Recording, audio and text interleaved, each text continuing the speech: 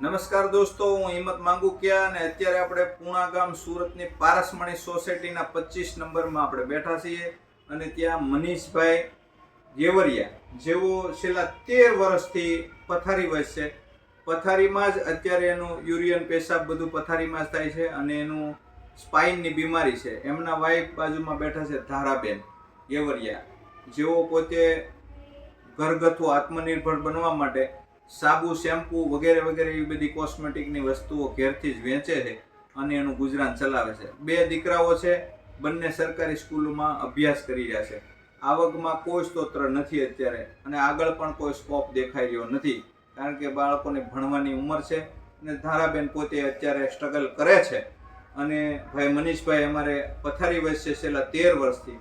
આવકમાં કાંઈ નથી, તો આ વિડીયોને વધુમાં વધુ શેર કરજો અને જેને ઠાકોરજીએ કાંઈક આપ્યું છે એવા લોકો ફૂલ નહીં તો ફૂલની પાખડી સ્વરૂપે કંઈ ને કંઈ આ જે સ્કેનર દેખાઈ રહ્યું છે એની અંદર તમે તમારી એમાઉન્ટ આપી શકો છો. બીજા નંબરમાં કે જ્યાં ધારાબેનનો નંબર આપ્યો છે એમાં પણ તમારે ઘરમાં કાંઈ પણ શેમ્પૂ સાબુ જોઈએ તો આ વિસ્તારના પૂણા વિસ્તારના બહેનો પણ આ પારસમણી સોસાયટી 25 નંબરમાં આવી અને તમે કલેક્ટ કરી શકો છો, જેથી કરીને એનું ગુજરાન ચાલે.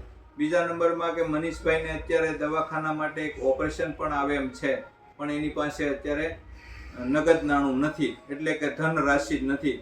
કારણ કે એક ધારો 13 વર્ષથી જેના ઘરમાં બીમારી હોય એ હું તમે બધા સમજી શકીએ છીએ કે એની પાસે નાણાંનો અભાવ હોય છે, એટલે માંડ માંડ ગુજરાન ચલાવે છે. અમારા ધારાબેન ખૂબ સ્ટ્રગલ કરે છે અને પોતાના પરિવારનું ભરણ પોષણ કરી રહ્યા છે. 2 બાળકો સાથે પોતે 4 જણાનું ફેમિલી છે અને માંડ માંડ એનું પૂરું થાય છે. તો દરેક લોકો, અમારે 18 વર્ણના લોકોને હું વિનંતી કરું છું કે તમને કાંઈ ને કાંઈ ઠાકોરજીએ આપ્યું હોય તો તમે ફૂલ નહીં તો ફૂલની પાંખડી સ્વરૂપે પણ એને કાંઈ મદદ કરજો. બીજા નંબરમાં જે લોકો કંઈ નથી આપી શકે એમ તેવા લોકો વિડીયોને વધુમાં વધુ શેર કરજો, જેથી કરીને અન્ય લોકો સુધી પહોંચે.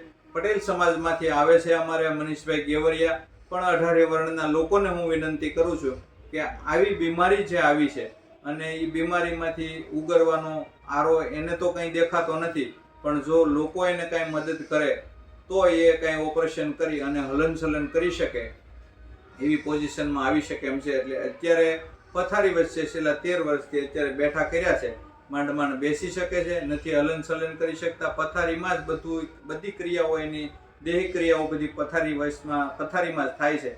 એટલે તમે સમજી શકો છો કે આ સ્પાઇનની બીમારી કેવી હોય છે. તો જે કોઈ સામાજિક સંસ્થાઓ છે, કોઈ સેવાકીય પ્રવૃત્તિ કરે છે, એ પણ આ મનીષભાઈની ઘરની મુલાકાત લેજો. એડ્રેસ ફરી નોંધી લેજો, પારસમણી સોસાયટી પૂણા ગામની અંદર 25 નંબરમાં એ રહી રહ્યા છે. તો દરેક લોકોને મારી વિનંતી છે કે વિડીયો તમારા દરેક ગ્રુપની અંદર અપલોડ કરજો, શેર કરજો, વધુમાં વધુ લોકો સુધી પહોંચાડજો અને તમે કાંઈ ને કાંઈ નાની મોટી રકમ પણ મદદ કરજો, જેથી કરીને મનીષભાઈની સારું જીવન જીવી શકે આવનારા સમયની અંદર. અત્યારે બહુ પરિસ્થિતિ ખરાબ છે, અમે જોયું, જાણ્યું અને અહીંયા સ્થળ ઉપર આવી અને પછી જ આ વિડીયો બનાવી રહ્યા છીએ. તો આપ સૌનો ખૂબ ખૂબ આભાર, ધન્યવાદ.